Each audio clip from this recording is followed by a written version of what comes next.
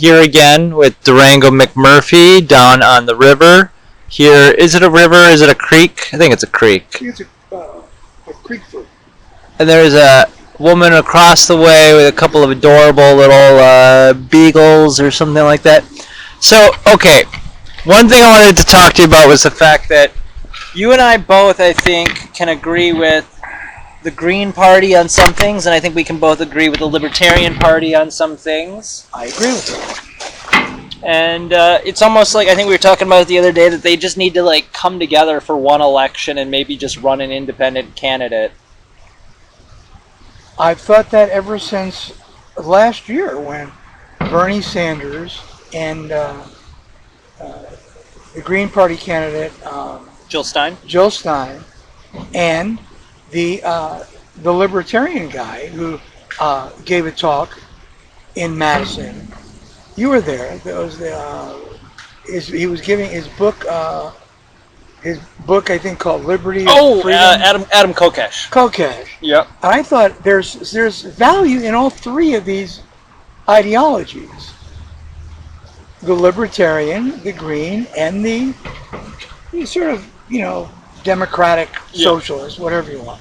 And they may seem ideologically vastly different, but if you apply the thoughts to nature has that quality. Nature can work as a group, as a system, or it can work as individuals. It's just a different way of perceiving it. Like water.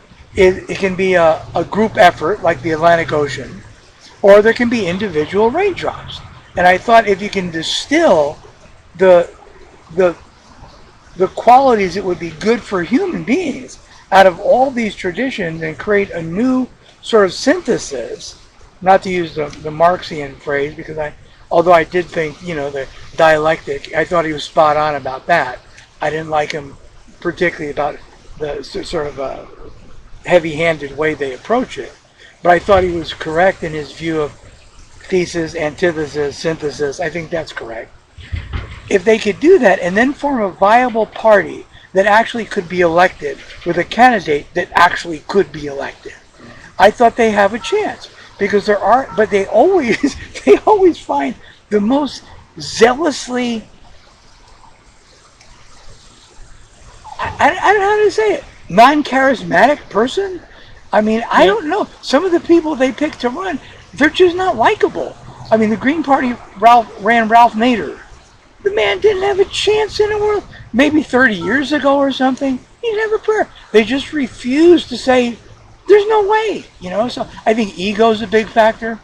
I think if they could get ego out of the way, and I still think Ron Paul is, even at his age, is the guy, Sanders, I don't think he has a prayer. Maybe he does. I don't know, And my big qualm with Sanders isn't that he's showing concern about particular issues. It's that he takes money from military contractors and then supports an F-35. Right. The F-35 thing is a nightmare. They carry like nuclear bombs, or they're capable of training pilots that carry nuclear bombs, and you have to start. It's just not sustainable. This whole increasing more bombs, it's just not going to work.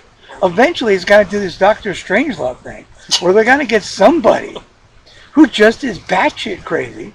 And they're just going to blow up the whole world. Do you think Hillary would have been worse than Trump? Oh yeah, by far. I think she was by far. Maybe when she started out, not so much.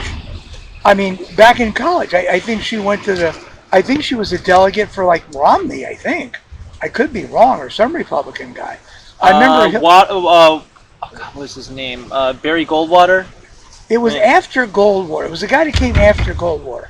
But anyway, I think she was a delegate for him at the Republican convention in '72. And I remember because she was inside, if I recall, as a Republican for the Democrats. And I was outside as a protester, a guy carrying anti-war signs. So I always felt she was a bit. And after the whole stint with Bill and Lewinsky, I thought that put her over the top emotionally and psychologically, although she hit it well. I mean, it had to be the ultimate humiliation of anyone could experience of all times, that she's the sitting first lady and her husband has an affair that's put to So public. do you think? I mean, it's She's like got to have some hidden rage. Biden has like, let's say, 30% of the Democratic vote. Or I mean, I don't put too much faith in polls, but what it appears is that he's got about 30% of the primary right now. Yeah. And what's crazy is both Warren and Sanders equally have a little bit more than 15, around 15%, more than 15%. So if the two of them combined together, they then formed one ticket, they could probably defeat, or at least possibly defeat Biden. Yeah, they probably could. I mean, it's like I did some research on the Biden polls, you know, and the company that did them and who they interviewed, and it's from the East Coast. It's a high end, a prep school kind of company Yep. that interviewed high end prep school people. Yep. Oh, Biden's our man. Yep. You know, And they're come on. and they're gonna kick. They're not gonna. I mean, they're actually gonna let Tulsi Gabbard into the next debate, even though she wasn't allowed in the last debate. And then, of course, and then another guy too now, Tom Steyer, the billionaire from San Francisco.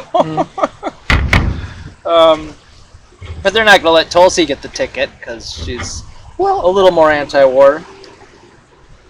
I like Gabbard. I thought Gabbard would be a good president. I thought her problem is and was she's a sort of a one-trick pony. She's kind of like a no foreign wars, no foreign wars, no foreign wars, no foreign wars. Yeah, there are other things to address that people need to know about. Like, what do you feel about labor unions and jobs and how the economy works, and what do you think about the Federal Reserve and what all these other issues, you know. But I like her. I think she's the best of the lot, personally, you know. I don't think anybody's talking about the Federal Reserve. And they're not even talking about it, which is why they deflected that, which is why they drummed Ron Paul out immediately, and they deflected it. But that's not going to change the fact that the currencies are fraud. You know, and it's like you could have all the money you wanted to pay for social programs if the people controlled the issuance of currency. You know, so I don't know. But going back to the things we've discussed previously, until they get real with that, they're just gonna keep painting the walls of the prison different colors, you know. And it's gonna get harder and harder because the 1% gonna become the 1/2%, and they're gonna just keep exponentially squaring their massive volumes of money, and it's going to do exactly the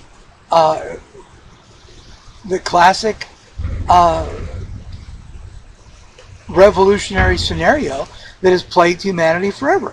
The very top of the pyramid controls everything. The bottom has nothing. The bottom says to hell with this, and they overthrow the top. You know, I don't know, man. But it's like, I don't know. What bothers me is the lack of intellectual substance. That's what bothers me. It all comes down to like spins and slogans, and it all comes to like spinning with the Biden thing. Yeah. It's like, just objectively, I'm not a Democrat, I'm not a Republican. Just objectively. The question is, the President of the United States, why were people listening to his telephone call? Isn't that called spying? What the hell are they doing that for? And who listened to it? Whoever that was, who were they? And why were they doing that? And then they reported what they heard to somebody else. And that's just like, you remember at school when you do this, somebody in the back of the room says something, and you pass it down to the next one, next one, next one, and by the time you get to the end of the room, it's a completely different message. Yeah. Well, these people listening to the call, they reported what they thought they heard. Then they reported that to a whistleblower. That guy didn't even know if Trump called Ukraine or Ukraine called Trump. If Ukraine called Trump, totally different story than if Trump called Ukraine. And they were looking into Biden, when he was vice president, as you said, his son Hunter, from what I know, who had just gotten kicked out of the Navy for cocaine. for cocaine. Do you remember Gerald D. Ferrero? Yeah, sure. The vice presidential candidate of Mondale, whose son got busted for pot and helped cost them the election, supposedly. Right. So Hunter, he's kicked out of Navy when he only joined when he was 42 for some reason. Because I thought, at what point you can get an age exemption? That was the age he joined, and I'm sure it was a political reason, so he could say he had military. Yep. You know. Then he goes to Ukraine. The old man sets him up with this cushy job with some company, Burisma or something from the Ukraine, a natural gas company, for $50,000 a month as a consultant. I can consult them for $50,000. I'd consult them for $40,000 a month. I'd give them my opinion. $30,000 a month. I let them know, but $50,000 a month. Then this company is under investigation in the Ukraine for corruption. Biden, Senior, he's on record of telling them he's got to cut off $1 billion in their aid unless they drop the investigation. And then they blame Trump for looking into it. Give me a break. You know what? And I'm not a big Trump supporter. I'm like I try to be like an umpire. You know, you don't see me walking around with a big "Make America Great" hat, but you don't see you see me walking around with a baseball cap. You know, I just try to be like an umpire. Try to be objective. You know, the guy's not all good. He's not all bad, man. The president of the United States. There's corruption in Ukraine. Does he have a right to look into it? Yeah, of course he does. If the guy happens to be an opponent, well, there you go. They should have thought about that before they gave Hunter Biden the job in Ukraine. You know, I don't know, man. It's enough to drive me crazy. But Biden, he's what do you call him? Creepy Joe. He's a creepy dude, man. He's grabbing everybody by the hair and sniffing and smelling. Get a grip. Yeah, what are you out of your mind? Who was last thing on an ending note? Who was it that said history doesn't repeat itself, it mimics itself? I don't know, but that's a good one. I can't remember who it was. I'll have to look that up. All right. Well, signing off here in Middleton folks. with Durango McMurphy. Okay, Thank you for listening. Yep.